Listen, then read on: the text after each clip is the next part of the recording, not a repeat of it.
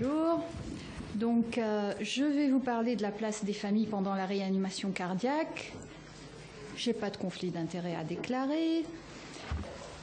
Je vais parler de la famille dans l'arrêt cardiaque, et alors que vous savez comme moi que les travaux de recherche sur l'arrêt cardiaque concernent essentiellement le patient. Le patient, que ce soit la chaîne de survie avec ses différents maillons ou bien en post-réanimation, les études, elles sont très nombreuses. Cependant, les arrêts cardiaques touchent non seulement les patients, mais aussi les membres de leur famille. Et les patients, la plupart, meurent en préhospitalier ou bien pendant leur séjour en réanimation. Et les familles, on en fait quoi? Est-ce qu'il faut les laisser assister à la réanimation cardio-pulmonaire ou il ne faut pas? Il y a une grande polémique sur cette question. C'est très controversé. Ceux qui sont d'accord et ceux qui prônent plutôt les laisser assister, ils disent que ça peut être bénéfique pour ces familles-là parce que ça leur permet de vérifier que tout a été bien tenté pour réanimer leurs patients.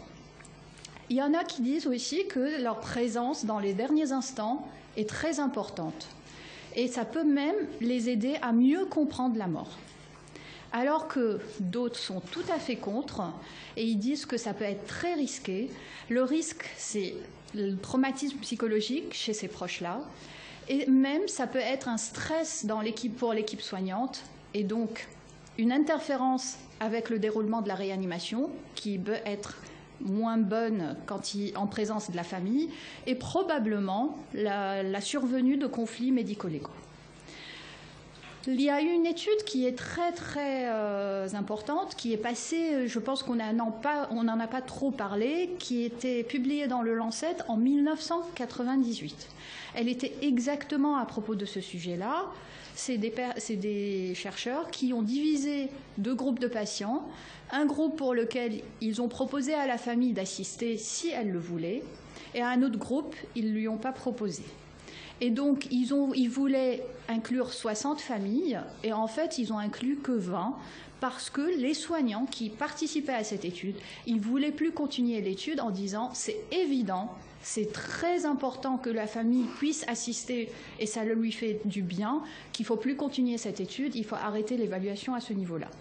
Donc depuis ce Lancet 98, il passait un message que attention, arrêtez de sortir les patients, de les faire sortir de la pièce et plutôt laissez-leur le choix d'assister ou de ne pas assister. Qu'en est-il des recommandations internationales? Il n'y a pas d'études de haut niveau. En 2005, en 2010, il n'y en avait pas. Et donc, malgré qu'il n'y en avait pas, les recommandations internationales, que ce soit l'AHA, que ce soit l'ERC, ils recommandaient de laisser la famille choisir et d'assister si elle le voulait.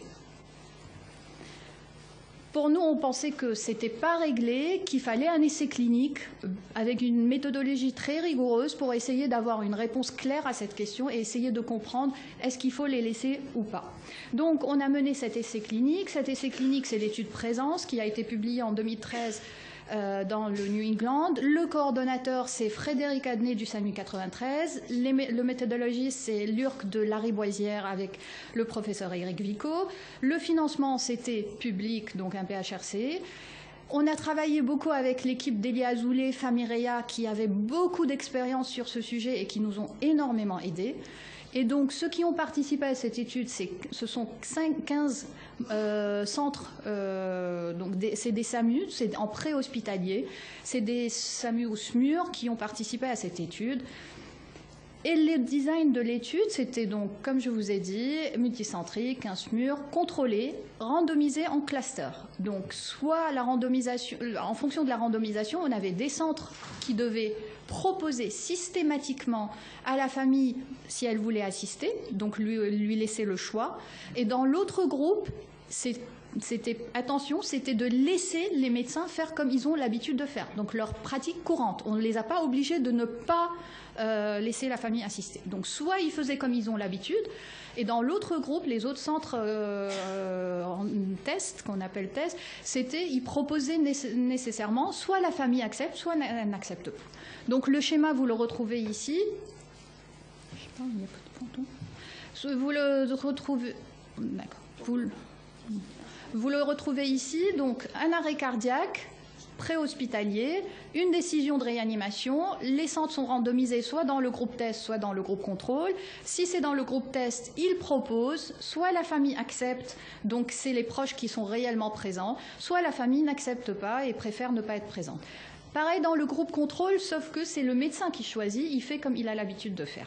La différence, vous voyez ici, il y a un protocole de communication avec le proche. Donc on a évalué, nous, toute une stratégie qui est comment communiquer avec la famille quand elle est présente et comment l'inviter à lui donner le choix d'assister. L'objectif principal, c'était de voir si la proposition à un membre de famille d'assister à la RCP d'un proche réduirait le risque de stress post-traumatique. Le critère d'inclusion, donc, c'était des patients adultes. Il fallait qu'il y ait au domicile un proche adulte et qui soit présent. On a pris un membre de chaque famille et non pas plusieurs. Et l'arrêt cardiaque devait se produire au domicile. Les critères de non-inclusion, les proches ne comprenant pas les explications, si on ne pouvait pas communiquer avec la famille, on ne les incluait pas. Ou, si je vous l'ai dit, les décisions de non-réanimation, on n'incluait pas dans l'étude. Le guide de communication, ça consistait en quoi?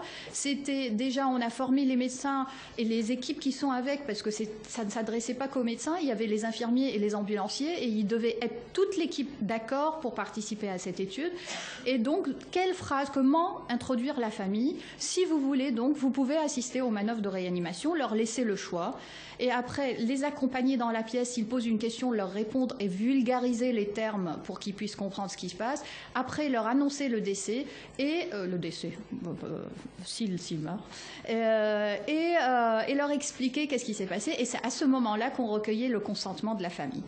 Après 3 mois, le critère de jugement principal était recueilli à 3 mois. C'était une psychologue qui a appelé toutes ces familles-là et qui était bien formée pour pouvoir s'entretenir à la famille, essayer de comprendre les raisons, qu'est-ce qui fait qu'ils étaient choqués, ou au contraire, qu'est-ce qui fait qu'ils étaient bien et qu'ils ont apprécié le fait d'être présents.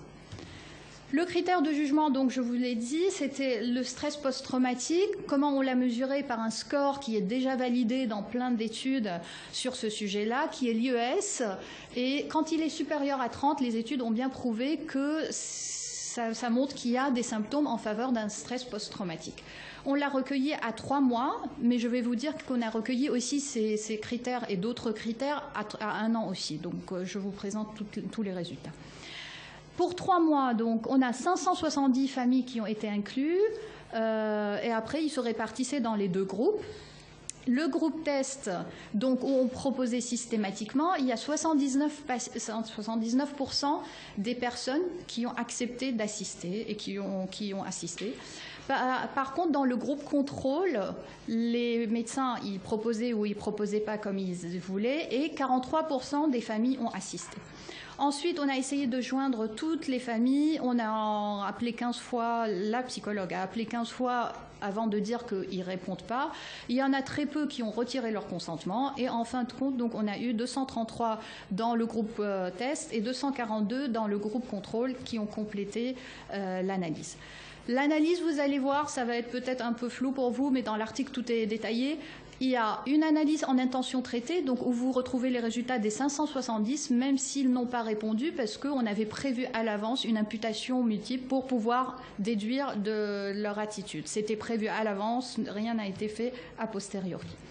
Donc, le résultat principal, il y a approximativement 2 fois plus de risques d'avoir des symptômes post-traumatiques dans le groupe chez qui on ne propose pas. Et si on va plus loin, parmi les familles qui ont assisté par rapport aux familles qui n'ont pas assisté, il y a aussi pareil, presque 2 fois plus de risques de symptômes en faveur d'un stress post-traumatique dans le groupe qui n'assiste pas à la réanimation. D'accord, on a montré un résultat, mais la question qui suit, c'est qu'est-ce qui se passe pendant la réanimation et comment se comporte l'équipe soignante. Donc, pendant la réanimation, déjà, est-ce que si l'IES, on s'est dit, n'est pas très représentatif, est-ce qu'il y a d'autres scores qui, eux, ils montrent autre chose? Donc, les scores d'anxiété et de dépression, ils allaient dans le même sens à 3 mois. Et pour ce qui est de la qualité de la réanimation, elle était identique, que ce soit le ressenti des soignants aussi ne différait pas entre les deux groupes, et le recours à des recours, l'incidence des recours médico-légaux. Là, je vous montre les résultats.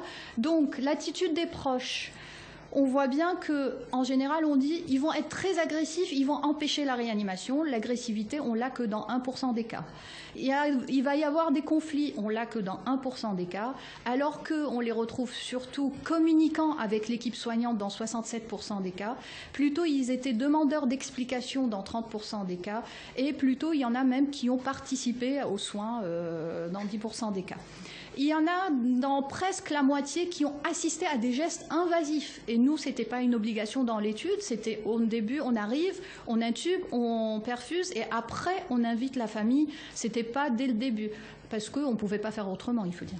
Donc là, malgré qu'on a presque la moitié qui ont assisté à des gestes invasifs, on a ces résultats-là. Qu'en est-il de la réanimation cardiopulmonaire? Est-ce qu'on choque, on donne plus de choc électrique? Est-ce qu'on administre plus d'adrénaline? Est-ce qu'on utilise d'autres produits plus que ça? Aucune différence dans les deux groupes. Est-ce que la durée de la réanimation, il y en a qui disent on a du mal à arrêter la réa si la famille est là? La réa, elle est en médiane de 30 minutes dans les deux cas. Qu'en est-il du devenir des patients? La survie est la même, que ce soit un ROSC en préhospitalier, que ce soit l'arrivée à l'hôpital ou ce soit à 28 jours, la survie est identique. Le ressenti de l'équipe soignante, on a demandé aux médecins, aux infirmiers et aux ambulanciers de compléter un questionnaire pour connaître un peu leur ressenti. Est-ce qu'ils étaient stressés? Est-ce qu'ils étaient pas bien? Parce que aussi, c'est très important de voir l'équipe soignante, comment elle réagit à cette situation-là. Et on a, là, je ne vous ai mis que 2 questions, mais en fait, il y avait une EVA, une échelle visuelle, et il y avait 9 questions, et à ces 9 questions, les résultats étaient les mêmes. Qu'en est-il des conflits médico-légaux? C'était sur un recul de 20 mois, plus ou moins 5 mois. On n'avait aucune plainte, on avait une lettre de remerciement et c'était plutôt d'un groupe contrôle qui a assisté à la réanimation. Les résultats, ça c'était pour ce qui est publié, les résultats de 1 an, ils sont en cours de publication. Donc on s'est dit d'accord à 3 mois, qu'en est-il à 1 an? Est-ce que cet effet persiste et est-ce que au contraire c'est là où il y a des suicides? Et donc les résultats de 1 an confirment les résultats à 3 mois. Le risque est presque toujours pareil, presque 2 fois plus de risque quand on n'est pas dans le groupe contrôle, quand on est dans le groupe contrôle que quand on est dans le groupe test, et presque 2 fois plus de risque d'avoir un post-traumatique, un PTSD, quand on n'a pas assisté par rapport à quand on assiste. Ça, c'est les résultats détaillés parce qu'à 1 an, en fait, on a posé d'autres scores, on a évalué d'autres scores qui sont, eux, validés à 1 an. Et donc, qui est le deuil compliqué. Et pareil, on a une différence significative. Pareil pour l'ICG qui n'était pas posé à 3 mois. Et pareil, ils vont tous dans le même sens. Alors, est-ce que cette étude règle le problème et répond à tout? Non, cette étude ne règle pas le problème. Pourquoi? Parce que cette étude, elle a été faite dans un... Déjà, elle évaluait une stratégie. Elle n'évaluait pas une question. Donc, la stratégie, c'était permettre de voir, déjà poser la question à la famille. S'ils rentrent, pouvoir leur expliquer ce qui se passe à l'intérieur, les accompagner à l'intérieur, les accompagner après et les rappeler après. Est-ce que l'effet bénéfique qu'on retrouve dans nos résultats est dû à quelle étape exactement? On ne peut pas dire.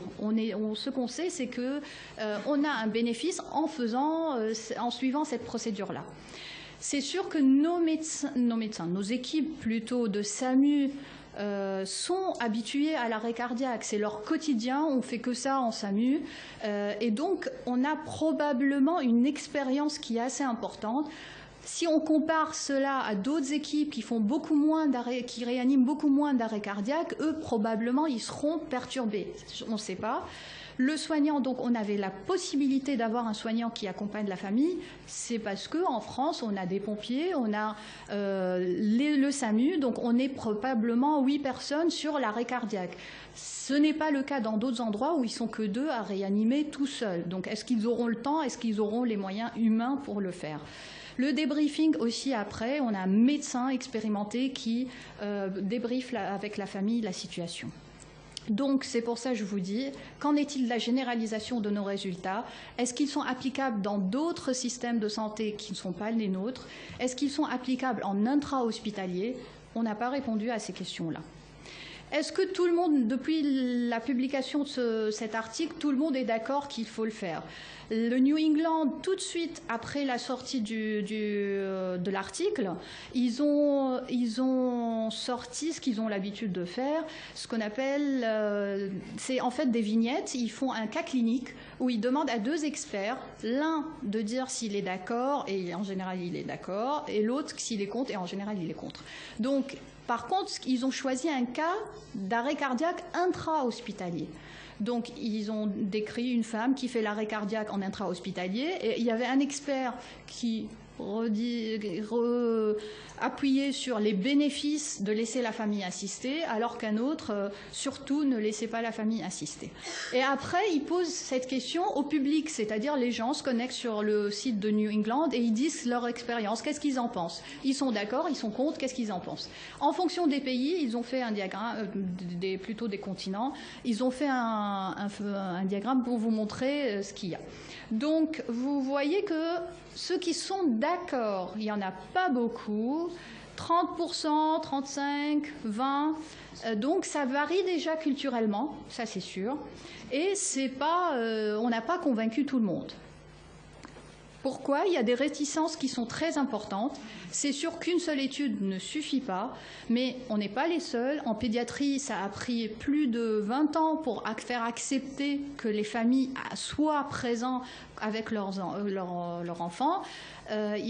C'est sûr qu'il y en a qui sont contre, il faut respecter cet avis, mais je pense qu'il faut au moins leur proposer, les laisser eux-mêmes décider.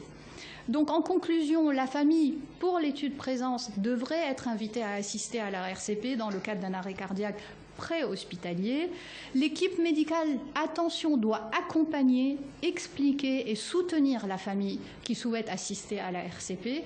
Reste à comprendre quelles sont les raisons pour lesquelles la présence de la famille pendant la RCP peut réduire leur souffrance et dans quel système de santé cette approche peut être utile et rentable. Ce sont des questions qu'il faut encore se poser et essayer de répondre, à laquelle il faut répondre.